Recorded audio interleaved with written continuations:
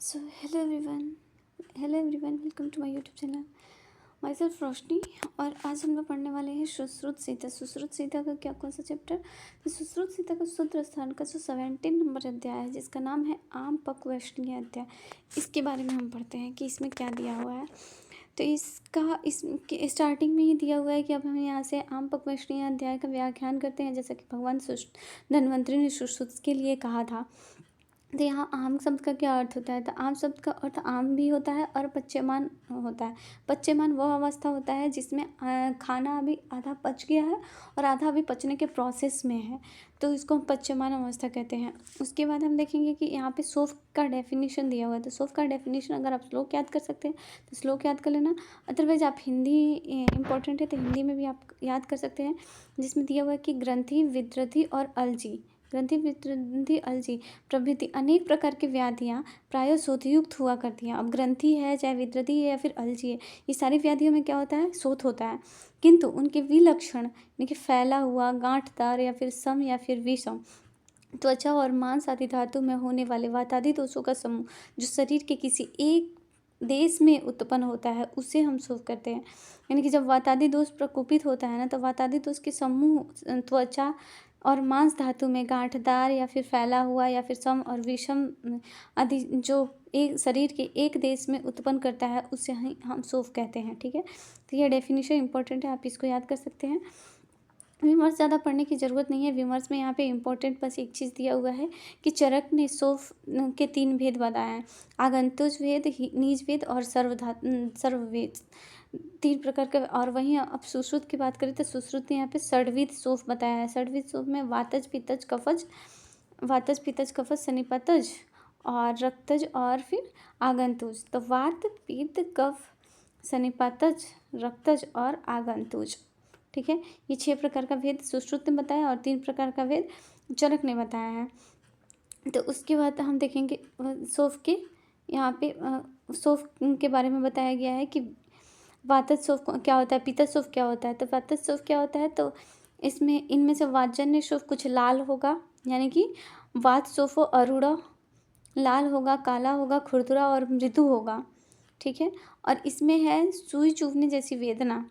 तो इसमें वेदना विशेषता श्लोक में दिया है, वेदना विशेषता यानी कि इस बात में वेदना मतलब वात के कारण ही मुख्यतः वेदना देखा जाता है, तो इसलिए वेदना विशेषा भवंती। अब पित्त सौफ क्या है? तो पित्त सौफ की बात करेंगे तो पित्त सौफ में दिया हुआ है कि पीले रंग का मुलायम रक्तयुक्त शीघ्र बढ़ने वाला। देखो यही ज़्यादा इम्पोर्टेंट है कि इसमें वातज रहेगा तो कभी घटेगा कभी बढ़ेगा, पित्तज रहेगा तो यहाँ शीघ्र बढ़ेगा, और जहाँ कफ की बात आएगी तो कफ में क्या होगा कि धीरे बढ़ने वाला। ठीक है, तो वात में क्या है? शीघ्र बढ़ेगा घटेगा, पित्त शीघ्र बढ़ेगा और वात धीरे धीरे बढ़ेगा। ये हो गया हमारा। तो उसके बाद से वात पित्तज में हम देख लिए कि पीले रंग का मुलायम रक्त युक्त शीघ्र बढ़ने वाला। इनमें से ओश चोष दाह, ये ओषचोषदाह पित्तज जहाँ भी होगा तो पित्त के मैक्सिमम लक्षण में ओषचोषदाह देखने को मिलता है। कफजन्य सौफ पांडु वर्ण का होगा, श्वेत वर्ण का होगा, कठिन होगा, शीत होगा, स्निग्ध होगा और धीरे धीरे बढ़ने वाला होगा। कंडु युक्त होगा, कफ के कारण कंडु भी होता है, तो कंडु युक्त, गुरुत्व और सुप्ति ऐसी वेदना विशेषता वाला होता है। तो कफ के कारण यहाँ के कंडु, गुरुत्व और सुप्ति ऐसी वेदना विशेष होता है। सन्निपातज की बात करेंगे तो तीनों दोषों वाला होता है सन्निपातज, और इसमें भी वेदनाएं होती है। सोडिजन्य सौफ में देखेंगे तो सोडिजन्य सौफ पित्त सौफ के समान लक्षण होता है, लेकिन वह काला अधिक होता है। जैसे श्लोक में दिया हुआ है यहाँ पे अति कृष्णश्च, ये इंपॉर्टेंट है, अति कृष्णश्च। तो जैसे एग्ज़ाम वगैरह देते हैं तो उसमें श्लोक ही इम्पोर्टेंट होता है, तो ये याद कर सकते हैं कि अति कृष्णश्च पित्त शोणित जो अति कृष्णश्च किसका है? तो पित्त थी आपका शोणित जन्य सौफ का लक्षण होता है। अब आगंतुज सौफ में क्या दिया हो कि आगंतुज सौफ पित्त और रक्त के सौफ के लक्षण के समान है और लोहित वर्ण का आभास होता है। आगंतुज सौफ में ये लोहित वर्ण का आभास होता है, ये एक दिया हुआ है। ठीक है, अब हम बात करेंगे यहाँ पे कि जब वह सो विपरीत क्रियाओं से या दोषों की शक्ति अधिक होने से बाह्य आलेप, प्रक्षेप, सेक, अव्यंग, उपनाह और अभ्यंतर में रक्त शोधन आदि तथा सोथर, क्वाथरस, भस्म आदि क्रिया विशेषताओं के करने से भी शांत नहीं होता है। अगर यहाँ पे दे रहा है शांत अगर नहीं होता है, मतलब हम बाह्य उसका चिकित्सा कर लिया, अभ्यंतर चिकित्सा कर लिया, फिर भी शोफ शांत नहीं होता है, तो उसके तब पकने लगता है। और उसकी जो अवस्था होती है वो 3 अवस्था होती है, आम अवस्था, पच्यमान अवस्था और पक्व अवस्था। तो यहाँ क्या श्लोक में दिया है, तस्य आमस्य पच्यमानस्य पक्वस्य, 3 अवस्था दिया हुआ है। तो वैसे ही अब तीनों अवस्था के लक्षण देखेंगे हम। तो लक्षण, ये सुश्रुत का बुक है, तो सुश्रुत के बुक से हम देख रहे हैं। तो इसके बाद हम PDF भी देखेंगे नोट्स के। तो इसमें क्या दिया हुआ है कि आम अवस्था का क्या है, ये हमारा आम अवस्था के बारे में पढ़ रहे हैं। तो आम अवस्था में मंद उष्णता, यानी कि उस मतलब कहीं भी सोफ होता है तो वहाँ गर्म लगता है, लेकिन यहाँ पे मंद उष्णता यानी कि गर्म, कुछ गर्म लगेगा थोड़ा सा। उस स्थान की त्वचा अन्य त्वचा के समान वर्ण का ही होगा। अगर अभी हम आम अवस्था में है, तो आम अवस्था क्या है, अभी नया नया अवस्था होता है, तो उसमें त्वचा का वर्ण अभी विवर्ण नहीं हुआ रहता है, तो समान त्वचा का वर्ण जैसा होता है वैसा ही रहेगा।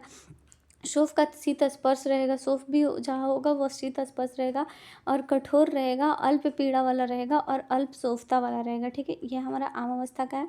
उसके बाद हम देखेंगे पच्यमान अवस्था का। पच्यमान अवस्था का लक्षण ज़्यादा इंपॉर्टेंट रहता है। इसमें सूची वीरो निस्तुद्धते, यानी कि सुई चुभने जैसे पीड़ा होना, चींटियों से काटा जाता है, यानी कि पिपीलिका भी चींटियों से काटा जा रहा है या चींटियाँ शरीर पे चढ़ रही है ऐसा प्रतीत होने लगता है।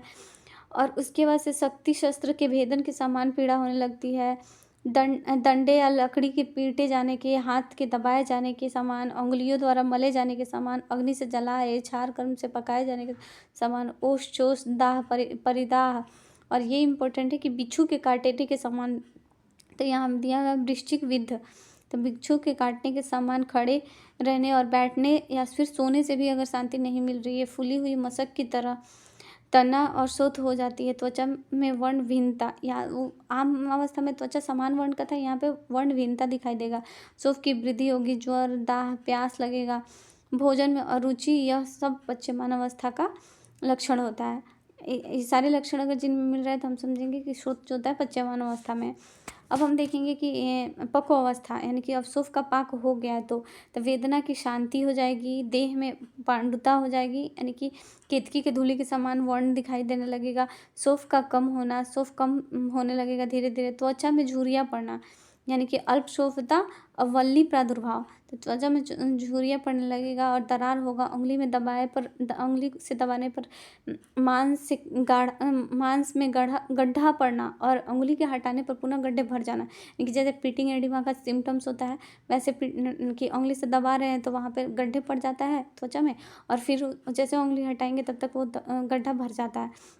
उंगली से एक तरफ के भाग के दबाने पर मशक से भरे हुए पानी की तरह के भाग में पुई और संचरण के दूसरे कोने में प्रतीत होता है, और बार बार सुई चुभने जैसी पीड़ा, यानी कि मुहुर मुहुर तोदा, बार बार सुई चुभने जैसी पीड़ा होती है। कंडू, शोफ, उत्सेद का कम होना, पक्व हो चुका है तो सब सारे लक्षण थोड़ा कम होगा।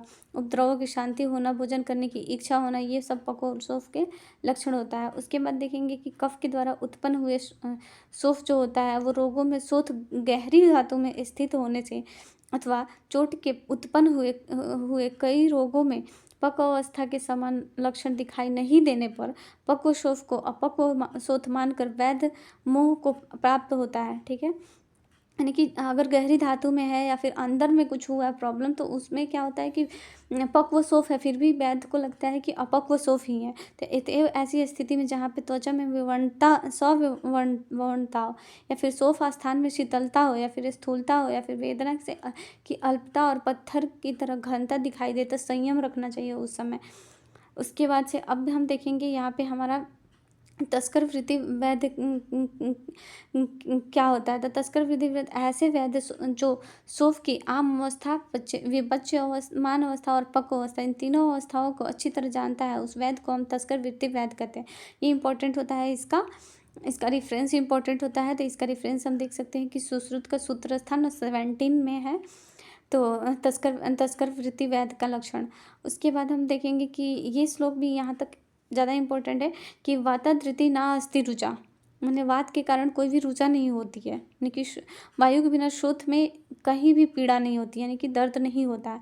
न पाक विता पिताधृति, यानी कि पित्त के बिना कहीं भी पाक नहीं होता है। न अस्ति कफश्च पुयो, यानी कि कफ के बिना कभी पुई नहीं होता है, यानी कि पश नहीं होता है।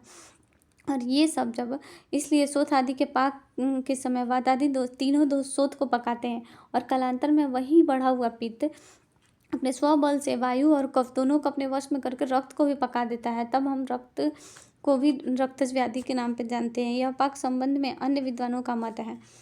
और उसके बाद हम देखेंगे हमारा नाड़ी व्रण बहुत इंपॉर्टेंट होता है। तो नाड़ी व्रण क्या होता है? तो आम शोथ के छेदन करने से, अगर आम शोथ का छेदन कर रहे हैं, मांस, शिरा, स्नायु, अस्थि और संधि का नाश। अब हम आम शोथ है, वहाँ पे अभी आम है तो उसका पक्व नहीं हुआ है, तभी भी हम छेदन कर दिए हैं, तो उसमें मांस, शिरा, स्नायु और संधि का नाश हो जाएगा। अधिक मात्रा में रक्त की प्रवृत्ति होगी, वेदना होगी, वेदना का प्रादुर्भाव होगा, मांस आदि धातु फटने लगेगा, अनेक प्रकार के उपद्रव का होना अथवा क्षय विद्रधि उत्पन्न होने लगेगा। यदि वैध भय और मोह से पक्व शोथ को भी अपक्व समझता हुआ, अगर मतलब वैध है, ठीक है, पक्व शोथ हो चुका है, लेकिन उसको भी अब वो अपक्व समझ रहा है और चिरकाल तक उसकी अपेक्षा कर रहे हैं, यानी कि उसकी चिकित्सा नहीं कर रहा है, तब गंभीर धातुओं में गया हुआ पोय, अपक्व है तो पुई होगा ही, और पुई कम उसको लग रहा है कि अपक्व है, वो उसकी चिकित्सा नहीं कर रहा है, तो वो जो पुई है वो गंभीर धातुओं में चला जाएगा, और गंभीर धातुओं में जाएगा तो वहाँ जाके आश्रयभूत हो जाएगा, वहाँ जाके आश्रयभूत होकर विदीर्ण कर गाढ़ा और बड़ा अवकाश उत्पन्न कर देगा, यानी कि नाड़ी व्रण उत्पन्न कर देगा, और यह कृत साध्य और या फिर असाध्य हो जाता है। उसके बाद देखेंगे हम चंडाल वैद्य का। तो जो वैद्य आम वतथा को सौंफ को चीरता है तथा जो पक्व अवस्था में अब उपेक्षा कर देता है, यानी कि आम अवस्था में सौंफ को चीर दिया और पक्व अवस्था हो जाने के बावजूद भी उसमें नहीं चीरा, तो फिर उस ऐसे वैद्य को चंडाल वैद्य समझना चाहिए। इसका भी इम्पोर्टेंट है रेफरेंस कि चंडाल वैद्य का वर्णन कहाँ किया गया। उसके बाद देखेंगे कि शस्त्र कर्म करने से पहले, यहाँ पे एनेस्थीसिया का वर्णन किया गया है कि ऑपरेशन कैसे करेंगे। तो शस्त्र कर्म करने से पहले हितकर भोजन कराएंगे, जो पेशेंट है उसको हितकर भोजन कराएंगे, जो सभी के लिए अलग अलग दिया गया है, जैसे कि अग्निकर्म के लिए अलग दिया हुआ है, क्षार कर्म के लिए अलग दिया हुआ है, किस में कराना है, किस में कौन सा भोजन कराना चाहिए, ये सारे दिया हुआ है। तो जैसे अग्निकर्म में दिया हुआ है कि पिछिल भोजन का प्रयोग करना चाहिए, तो यहाँ पे या वैसे ही हितकर भोजन जिसके जो शस्त्र कर्म कर रहे हैं उसके लिए जो हितकर है, तो शस्त्र कर्म में शस्त्र द्वारा होने वाली वेदना को सहन, अगर जो रोगी है वो शस्त्र कर्म करने पे उसकी वेदना को सहन नहीं कर पा रहा है तो उसको हम मद्यपान पिला सकते हैं। लेकिन अगर वो मद्यपान पीता है तो उसे तीक्ष्ण मद्यपान पिलाएंगे। ऐसा नहीं है कि अगर वो मद्यपान नहीं पीता है फिर भी हम उसको मद्यपान पिला रहे हैं, नहीं, मद्यपान पीने वाले व्यक्ति को अगर सहन नहीं कर पा रहा है तो उसे तीक्ष्ण मद्य का पान कराना चाहिए। रोगी को अन्न खिलाने से मूर्छा प्राप्त नहीं होती है, और अगर अन्न खिला रहे हैं तो उससे क्या होगा, रोगी को मूर्छा प्राप्त नहीं होगी, और मदिरा पान करा रहे हैं तो उसे शस्त्र पातजन्य पीड़ा नहीं होगी। इसलिए जिन रोगों में भोजन कराना कहा गया है उनमें शस्त्र कर्म के पूर्व अवश्य ही भोजन करा देना चाहिए। मनुष्य को भीतरी प्राण यानी कि बाह्य प्राण के गुणों के साथ मिलाकर पंचभौतिक शरीर को निर्विरोध धारण करना चाहिए। अब हम देखेंगे आलेपन क्रिया वगैरह, यानी कि उत्पन्न हुआ छोटा अथवा बड़ा सौंफ, कोई भी छोटा सौंफ हो या फिर बड़ा सौंफ हो, उसे आलेपन आदि क्रिया जो बताया गया है आगे में, आलेपन आदि क्रिया के लिए बढ़कर पाक को प्राप्त होता है। जब इस प्रकार का सौंफ विशाल, मूल, विषम और विदग्ध होकर दोष और गाढ़ यानी कि गहरे स्थान में स्थित होकर वह कृतसाध्य हो जाता है। अगर हम कोई भी व्रण है, कोई भी सौंफ है, उसकी हम आलेपन आदि क्रिया कर रहे हैं, लेकिन फिर भी वो पाक को प्राप्त कर गया, और पाक को अगर प्राप्त कर गया आलेपन आदि क्रिया करने के बावजूद भी, तो वह मूल उसका विशाल मूल हो जाएगा, विषम हो जाएगा और विदग्ध हो जाएगा। ऐसे इसको हम कृतसाध्य कहते हैं। अब आलेप, रक्तस्रावण और संशोधन, इनके ठीक तरह से प्रयुक्त करने पर भी यदि सौंफ का शमन न हो तो वह समान और अल्प मूल वाला सौंफ पिंडित और गोलाकार के समान ऊपर को उठकर शीघ्र ही पाक कर जाता है।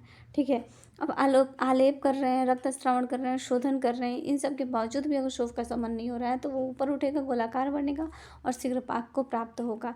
अब इसकी चिकित्सा देखेंगे तो इसकी चिकित्सा में क्या करते हैं, जिस प्रकार वायु से प्रेरित या प्रदीप्त अग्नि तीर्ण समूह को प्राप्त कर बलात् जला देती है, उसी प्रकार शरीर में शोफ युक्त स्थान में पुई को न निकालने पर वहाँ का मांस से रसायनों को नष्ट कर देती है।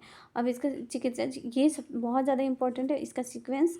तो इसका सीक्वेंस कैसे हम देखेंगे, आगे नोट्स देखेंगे तो नोट्स में ट्रिक दिया हुआ है। तब तक अभी हम श्लोक के थ्रू देखते हैं। श्लोक याद कर लेना जो जिसको भी याद होता हो, क्योंकि श्लोक बहुत ज़्यादा इंपॉर्टेंट है। तो इसमें श्लोक में क्या दिया है कि आदव विमलापन, यानी सबसे पहले हम विमलापन करेंगे। कुर्यात द्वितीय अवसेचनम, द्वितीय में अवसेचन करेंगे। तृतीय उपनाहश्य, थर्ड में हम उपनाह करेंगे। चतुर्थी पाटन क्रिया, चतुर्थ में हम पाटन क्रिया करेंगे। पंचम शोधनम कुर्यात, पंचवें में हम शोधन करेंगे। और छठे षष्ठम रोपण मिष्यते, छठे में रोपण करेंगे। और एते क्रमा व्रण युक्ता सप्तम वैकृत अपहम। ठीक है, ये हम साथ देखते हैं। अब आगे हम इसके नोट्स के थ्रू देखेंगे कि नोट इसमें मैंने जो नोट्स बनाया है उसके, तो नोट्स में जैसे श्लोक नंबर 3 दिया हुआ है, तो यहाँ पे श्लोक के साथ बताया गया कि कौन से श्लोक नंबर 3 में शोफ का परिभाषा दिया हुआ है जो हम लोग पढ़े थे। अब इसका शॉर्ट में देखेंगे कि चरक ने 3 प्रकार बताया है शोफ का। आगंतुज, नीच और सर्व। और सुश्रुत ने अव्यय होने पर 6 बताया है। संपूर्ण शरीर में 5 बताया है। ठीक है, 6 कौन कौन से हैं, तो वातज, पित्तज, कफज, सन्निपातज और रक्तज, आगंतुज। और 5वें नंबर श्लोक में दिया है कि वातज शोफ होगा तो वेदना युक्त होगा, कुछ लाल कुछ काला खुरदुरा होगा। इसको डीपली हम देखेंगे यहाँ पे। इसके वातज होगा तो वेदना युक्त होगा, कुछ लाल होगा, कुछ खुरदरा होगा और शोफ घटता बढ़ता रहेगा। पित्तज होगा तो रक्त युक्त होगा, शीघ्र बढ़ने वाला होगा, रक्त युक्त व्रण होगा और मुलायम होगा। कफज में कठिन होता है, कंडू होता है, पांडु वर्ण का होता है। आगंतुज में पित्त और रक्त के लक्षण के समान। और सन्निपातज में सर्वदोष के समान। और आपका रक्तज में क्या होगा, पित्त शोफ के समान। ठीक है, और उसके बाद हम अवस्था देखेंगे। 7वें से 8वें नंबर श्लोक में जो अवस्था देखे, 10वें नंबर श्लोक तक अवस्था देखे थे। तो पहले आमावस्था में देखेंगे। आमावस्था में क्या होता था, मंद उष्णता होता था, त्वचा जो होता था सवर्णता, यानी कि समान वर्ण का ही रहता है। शीत शोफ जो होता है वो शीत ही रहता है। अस्थैर्य होगा, मंद वेदना होगी और अल्प शोफता होगी। ये सारे पश्चिमान अवस्था में क्या होगा कि सूची भीरु, यानी कि सुई चुभने जैसे पीड़ा, बिच्छू के काटने के समान वेदना, चींटियों से काटा जा रहा है ऐसी या फिर चींटियाँ चल रही है ऐसा प्रतीत होना। और वात से फूली हुई के समान दिखाई वेदना, भोजन में अरुचि और शोफ विवृत्ति दिखाई देगा। पक्व अवस्था में क्या होता है कि वेदना उपशांति होगा, वेदना की उपशांति हो गई, पांडुता होगा, अल्पशोफता होगा, वल्ली प्रादुर्भाव होगा और अंगुली से दबाने पर गाढ़ा बन जाता है और भोजन की इच्छा होने लगती है। अब कफ के द्वारा उत्पन्न हुए शोफ रोगों में शोथ गहरी धातुओं में स्थित होने से अथवा चोट की से उत्पन्न हुई रोगों में पक्व अवस्था के संपूर्ण लक्षण दिखाई अगर नहीं दे रहा है देने पर पक्व शोथ को भी अपक्व शोथ समझकर चिकित्सा नहीं करना चाहिए। अब यहाँ पे तस्करी वैद्य के बारे में हम देखेंगे।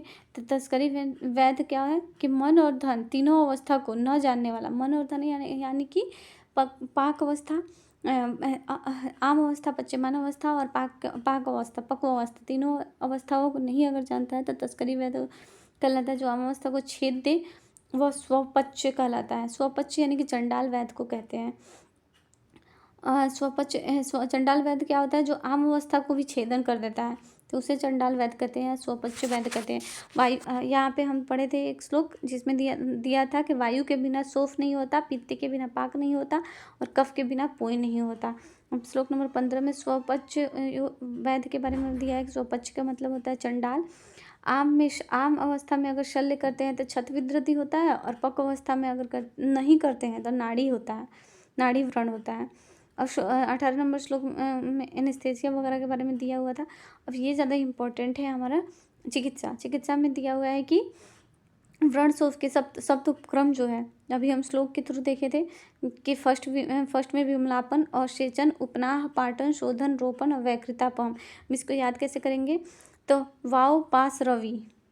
ठीक है, वाव मतलब VAU, वाव यानी कि विमलापन, अवसेचन, उपनाह। वाव पास रवि, विमलापन, अवसेचन और उपनाह। पास मतलब PS का मतलब हो जाएगा पाटन और शोधन। रवि मतलब रोपण और वैकृतापहम। ठीक है, अब ये हमारा होता है ख़त्म सुश्रुत का सूत्र स्थान का 17 नंबर अध्याय। मिलते हैं नेक्स्ट चैप्टर्स के साथ, तब तक के लिए बाय बाय।